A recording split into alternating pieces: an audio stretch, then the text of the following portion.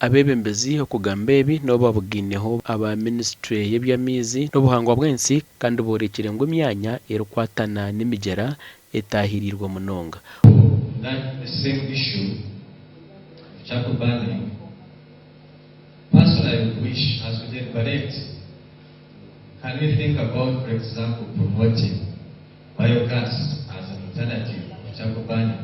So as we are planning in such meetings, we need to see, come up with a substitutes for some of the activities. The case in point, when you visit places of Wampara, Isinjiro, and Bara district, one of the degraders of the environment, which I believe has affected the waters of River Wizi, is sand mining. Urukiko rurwetabirwamo abebembezi kurwa mu district z'urukwika mukaga ezurumu Mbarara, Kazo, Ibanda, Kamwenge n'izindi kandi okuregera aba ministry y'ebyamizi entekateka eziroho nizo kugarura busya omugera gwa Rushanga okushuka amizi omurumpanga omu River Nile hamwe na Lake George. We have the DPM that is running.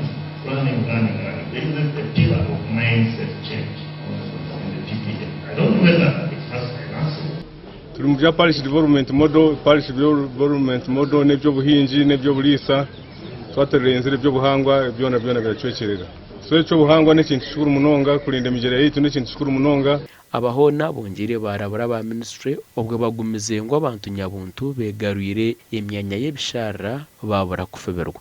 Kuba tulinamu obuzibu tulina nti waliwo abalina ne certificate ababa nemanga abawa certificates, tulina abalala nga districts z'abawa certificates, tulina abalala nga balina ebyapa kuva mu lands nga babawa ebintu nenge babawa ebyapa byaki byabifo bikyamu. Of course ministry omugasho gwayo no ekyo kubanza netuyamba kugira ngo tucoordinating, ekindi no kuta backup support kuma ne supporting a districts kugira ngo coordinating all those activities.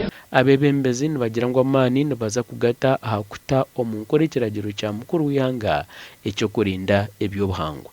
Gashakwa Anthony Twine.